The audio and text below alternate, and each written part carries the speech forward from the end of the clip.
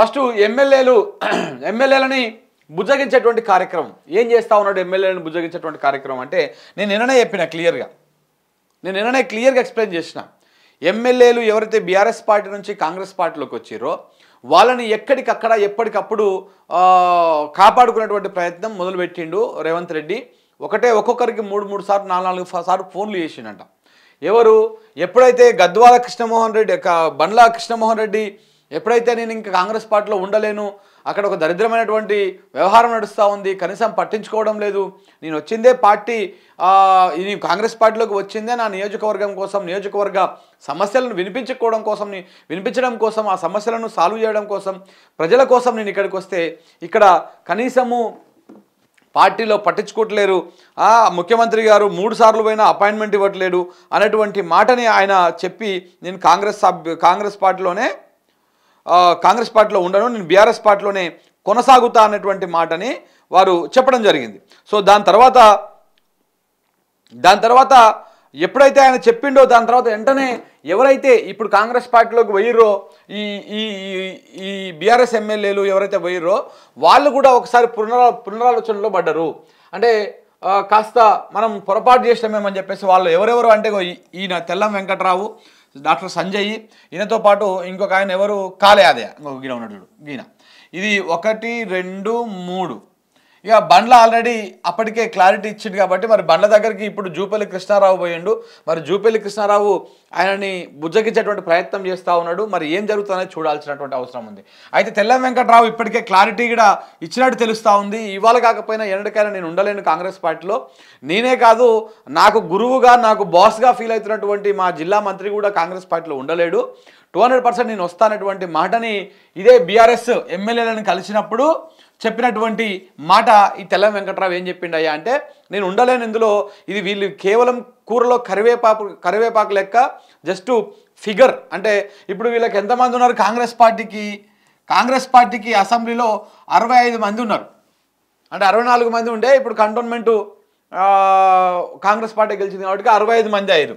ఈ 65 మందిలో జస్ట్ ఇంకొక 10 మందిని చేర్చుకోవడం వల్ల కేవలము 75 మంది ఈ ఫిగర్ కోసం మాత్రమే మేము పనికొస్తా ఉన్నాము, మమ్మల్ని ఎవరు పట్టించుకోవడం లేదు, అట్లు అసెంబ్లీలో పట్టించుకోవడం లేదు, బయట పట్టించుకోవడం లేదు, నియోజకవర్గంలో కూడా మా పరిస్థితి రెంటికి జడ్డ రేవడైపోయింది మా పరిస్థితి. ఇటు బీఆర్ఎస్ కార్యకర్తలు తిడుతూ ఉన్నారు, పార్టీ వదిలి వెళ్ళిపోయిండు, దుర్మార్గుడు, నీచుడు, ఇన్ని రోజులు పదవులు అనుభవించని చెప్పేసి ఇటు బీఆర్ఎస్ పార్టీ కార్యకర్తలు కానీ నాయకులు కానీ తిడుతూ ఉన్నారు. ఇటు కాంగ్రెస్ పార్టీలో ఉన్నటువంటి వాళ్ళు, ఈ పోచారం ఉన్నాడా, ఈయనకైతే కాంగ్రెస్ పార్టీలో ఉన్నటువంటి వాళ్ళు వ్యతిరేకంగానే మీటింగ్లు పెట్టి ప్రెస్ మీట్లు పెట్టి కూడా మాట్లాడుతూ ఉన్నారు. సో కాబట్టి పోచారం కావచ్చు, లేదనుకుంటే ఈ కాలయాదే కావచ్చు, ఇట్లాంటి వాళ్ళందరినీ. సో కాబట్టి వీళ్ళలో ఇప్పుడు ఎవరైతే ఈ ముగ్గురు ఉన్నారో ఈ ముగ్గురు ఆల్రెడీ గద్వాల కృష్ణమోహన్ రెడ్డి ఎప్పుడైతే బీఆర్ఎస్ పార్టీలోకి పోయిండో వీళ్ళు కూడా పోతామనేటువంటి ప్రయత్నాన్ని, పోతాము ఇంకా మేము ఇందులో ఉండలేకపోతున్నటువంటి బాధను కూడా వాళ్ళ అంతరంగికులతో కావచ్చు, లేదనుకుంటే దగ్గరి వ్యక్తులతోటి వ్యక్తం చేసినట్టుగా తెలుస్తూ ఉంది. ఈ డాక్టర్ సంజయ్ జగిత్యాల ఎమ్మెల్యే, ఈయన మాత్రం 100% అందులో ఉండేటువంటి ఆస్కారం లేనేలేదు, ఏది జగిత్యాల్లో ఉండేటువంటి ఆస్కారం లేనేలేదు.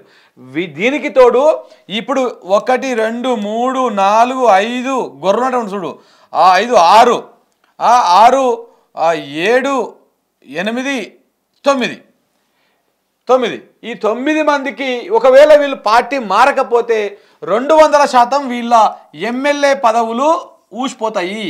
ఇవాళ కాకపోయినా ఇంకొక 3 నెలలు లేదా ఇంకొక 3-4 నెలల్లో 100% ఈ పదవులు ఊసిపోయేటువంటి అవకాశం ఉంది. వీళ్ళందరూ కూడా మళ్ళీ ఎన్నికల్లో పోటీ చేయాల్సి ఉంటుంది కాంగ్రెస్ పార్టీ గుర్తు మీద. మళ్ళీ పోటీ చేసి మళ్ళీ గెలుస్తారా గెలవరా ఏంది అనేది చూడాల్సినటువంటి అవసరం ఉంటుంది. ఒకవేళ మళ్ళీ పోటీ చేస్తే అక్కడ బీఆర్ఎస్ పార్టీ గెలుస్తుందా, లేకపోతే కాంగ్రెస్ పార్టీ గెలుస్తుందా, లేకపోతే ఈ ఇద్దరి మధ్యలో పంచాయతీ పెట్టుకొని బీజేపీకి ప్లస్ అవుతుందా, బీజేపీకి గెలిచేటువంటి అవకాశం ఉంటుందా. ఒకవేళ కనుక కాంగ్రెస్ ఇప్పుడు మళ్ళీ ఉప ఎన్నికలు వస్తే, ఇక మళ్ళీ బై ఎలక్షన్స్ కనుక వచ్చినాయి అనుకో, ఇప్పుడు ఈడ బై ఎలక్షన్స్ కనుక వస్తే ఈ 10 మంది ఎమ్మెల్యేలు అంటే ఒకవేళ బండ్ల కృష్ణమోహన్ రెడ్డి కనుక మళ్ళీ బీఆర్ఎస్ పార్టీలోకి వెళ్తానే మాట కట్టుబడి ఉంటే ఈ 9 మంది ఎమ్మెల్యేలు కనుక రిజైన్ చేస్తే అక్కడ మళ్ళీ బీజేపీ బీఆర్ఎస్ వీళ్ళు ఎమ్మెల్యేలు కాంగ్రెస్ నుంచి మళ్ళీ పోటీ చేస్తారు. మరి బీఆర్ఎస్కి అవకాశం ఉంటుందా, కాంగ్రెస్కి అవకాశం ఉంటుందా, లేకపోతే ఇద్దరి మధ్యలో కలిసి బీజేపీకి అవకాశం ఉండి బీజేపీ కనుక ఇందులో సగం సీట్లు కొట్టినా ఏం చేసినా కానీ మళ్ళీ అది పుంజుకునేటువంటి అవకాశం ఉంటుంది. సో కాబట్టి ఇట్లా రకరకాల ఫ్యాక్టర్స్ ఉన్నాయి.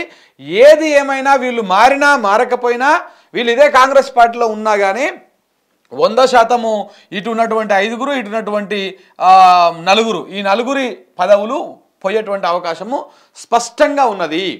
అది సుప్రీంకోర్టు తీర్పు ప్రకారమే ఉన్నది. ఎందుకంటే ఈ టైంలో ఇప్పుడు ఎంతమంది పోయారు? 10 మంది అంటే 9 మంది వేసుకో, 9 మంది. ఇంకా ఒకవేళ ఎల్పీనే విలీనం కావాలనుకుంటే ఇంకెంతమంది కావాలి? దాదాపు అదొక 16-17 మంది కావాలి అంతే. ఇంకా 17 మంది ఎమ్మెల్యేలు బీఆర్ఎస్ పార్టీ నుంచి రావాలి. ఎవరు వస్తారు? 17 మంది ఎమ్మెల్యేలు. ఇది బీఆర్ఎస్ ఎల్పీ. ఈ బీఆర్ఎస్ ఎల్పీ అనేది కాంగ్రెస్ పార్టీలో విలీనం కావాలంటే 2019లో కాంగ్రెస్ పార్టీ ఎల్పీని ఎట్లయితే బీఆర్ఎస్ పార్టీలో విలీనం చేసిర్రో అట్లా విలీనం చేయాలనుకుంటే వీళ్ళకి ఇంకా 17 మంది ఎమ్మెల్యేలు కావాలి. ఎవరికి? ఇప్పుడు ఈ బ్యాచ్కి. అయినా కానీ వీళ్ళు ఎలిజిబుల్ కాదు. ఎందుకంటే ఆల్రెడీ కండువాలు మార్చేసుకున్నారు. కండువాలు కప్పుకోకుండా బీఆర్ఎస్కు దూరంగా ఉండి 17 మంది మొత్తం 26 మంది వచ్చిన దాకా వెయిట్ చేసి 26 మంది వచ్చినాక వాళ్ళు విలీనం చేదురు కదా ఎల్పీని, అప్పుడు సమస్య ఉండకపోవు. కానీ వీళ్ళు ముందుగానే పోయి ఒకరొకరు పోయి కండువాలు కప్పుకోవడంతో సమస్య ఏమైపోయిందంటే వాళ్ళు అసలు ఎల్పీని విలీనం చేసేటువంటి రైట్ కూడా కోల్పోయేటువంటి అవకాశం ఉంటుంది. సో సరే, అట్లా ఉన్నా లేకపోయినా ఇంకా 17 మంది వచ్చేటువంటి అవకాశం అయితే కనపడతలేదు. ఇప్పుడు ఉన్నటువంటి వాళ్ళలో 17 మంది ఎమ్మెల్యేలు రావాలంటే మాటలు కాదు. ఇంకా వాళ్ళకు బీఆర్ఎస్ పార్టీకి మొత్తం 38 మంది అంటే 39 ఉంటే కంటోన్మెంటు లాస్ట్ టైంతో చనిపోయిన తర్వాత అక్కడ మళ్ళీ ఉప ఎన్నిక జరిగితే అక్కడ ఆ సీటు కోల్పోయారు కాబట్టి 38 మంది. 38 మందిలో 10 మంది పోతే 9 మంది పోయారు. 10 మంది పోతే 28 అంటే 29 మంది ఇంకా ఉన్నారు వీళ్ళు.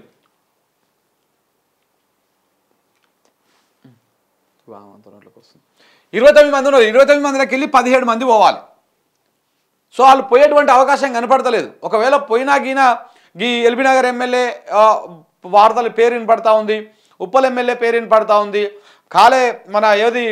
మన అంబర్పేట ఎమ్మెల్యే పేరు వినపడతా ఉంది. ఇట్లా ఇంకో కొంతమంది అటు ఇటుగా అతి కష్టం మీద ఇంకొక పోతే ఒక 4 నుంచి 5 పేరు వినపడతా ఉంది. అంతకంటే ఎక్కువ పోయేటువంటి అవకాశాలు కూడా లేవు. మిగతా వాళ్ళందరూ కూడా పార్టీకి లాయల్గా మొదటి నుంచి కేసీఆర్ ఎమ్మటి ఉన్నటువంటి వాళ్ళుగా ఇట్లాంటి వ్యక్తులు ఉన్నారు. సో కాబట్టి వాళ్ళు పోయేటువంటి అవకాశము లేదు. 200% పోరు కూడా. సో కాబట్టి ఎంత ప్రయత్నం చేసినా ఇంకా 17 మంది వచ్చేటువంటి అవకాశం లేదు. ఒకవేళ వీళ్ళు పార్టీలు మారకపోయినా ఇదే కాంగ్రెస్ పార్టీలో కొనసాగినా వీళ్ళ పదవులు పోవడం ఖాయము. ఇందులో పోతే ఓడిపోయేటువంటి వాళ్ళు ఈయన ఉన్నాడు. ఎవరైనా స్టేషన్ కన్పూర్ ఎమ్మెల్యే, ఈయన మళ్ళీ గెలిచేటువంటి అవకాశం ఉందా? ఆడ కాంగ్రెస్ పార్టీ కాదు, ఈవెన్ బీఆర్ఎస్ పార్టీ కాదు, కాంగ్రెస్ పార్టీ కార్యకర్తలు కూడా ఈయనను వ్యతిరేకిస్తూ ఉన్నారు. మరి మొన్న పార్లమెంట్ ఎన్నికల్లో గెలిచిరు కదా అంటే మనటి పార్లమెంట్ ఎన్నికల నేపథ్యం వేరు. కంప్లీట్గా అది నేపథ్యం అంటావా, మేనేజ్మెంట్ అంటావా, ఏందో నాకు ఇప్పటికీ ఆ ఎన్నికల మీద అర్థం కాని పరిస్థితి. రొట్టె ఉంచినట్టు వీళ్ళకి 8 వాళ్ళకి 8 వస్తాయంట. ఇట్టెట్లు వస్తాయో అర్థం కాలే. జనాలు నిజంగానే కాంగ్రెస్ పార్టీకి బీజేపీకి వేసిరా, లేకపోతే ఎవరి కోట్లు వేసినా ఆ ఈవీఎంలలో పోయి ఏంకే పడ్డాయి అనేది అర్థం కాదు. సరే, వాట్ ఎవర్ ఇట్ ఇస్, అది గెలిచిరు, అయిపోయింది.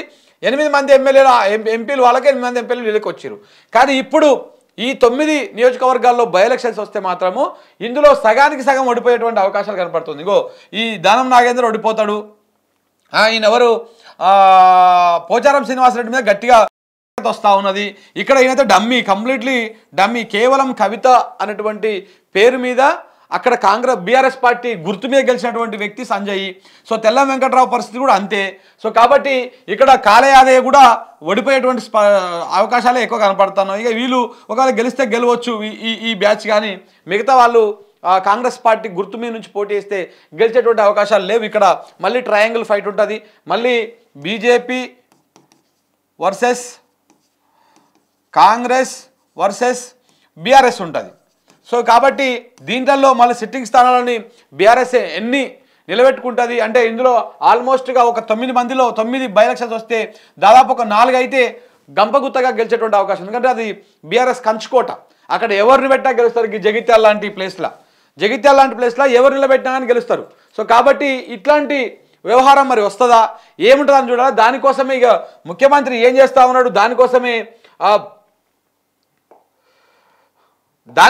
ఇక పిలిచి దాదాపు 2 గంటలు కూర్చోబెట్టుకొని అందరితో కూర్చోబెట్టుకొని బువ్వబెట్టి అందరికీ భోజనాలు ఏర్పాటు చేసి మీ కాళ్ళు మొక్తా మీ ఏళ్ళు మొక్తా, మీరు ఎక్కడికి పోకుర్రి, మీకు ఏం కావాలంటే అవి చేసి పెడతా, నేను అమెరికా పోతున్నా 2 తారీఖు నాడు, పోయి రాగానే మీకు అవన్నీ చేసి పెడతా అని చెప్పేసి చాలా ఏమంటారు వేడుకుంటున్నాడు అనమాట.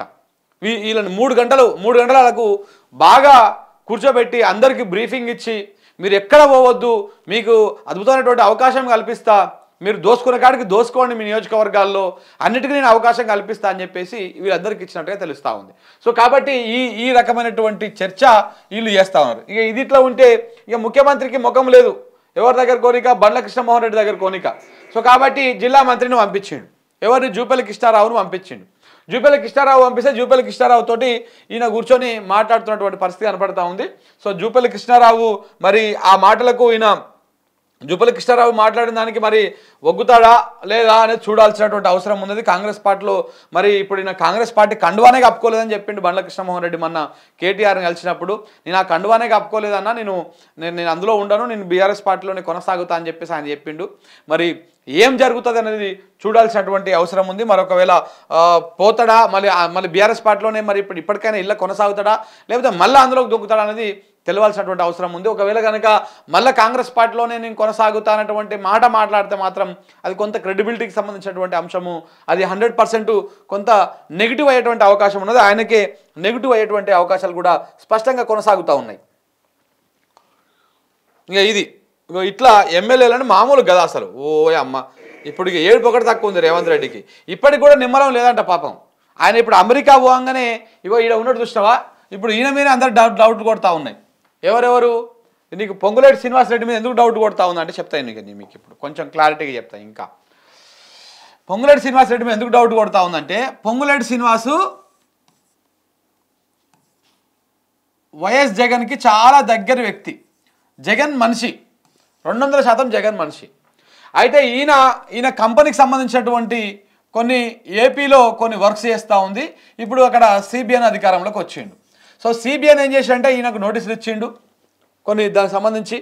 ఆ నోటీసులు ఎందుకు ఇచ్చిండయా అంటే, ఎప్పుడైతే ఎమ్మెల్యేలు ఒక్కరొక్కరుగా చేయి జారిపోతా ఉన్నారో వెంటనే దాని వెనకాల ఉన్నది మొత్తము పొంగులేటి శ్రీనివాసరెడ్డి అని చెప్పేసి ఆ నోటీసులు కూడా వేరే కోణంలో వచ్చినాయి. సరే ఇది వస్తే ఇంకొకటి ఏంటంటే, ఇక్కడ ఇదే వ్యక్తి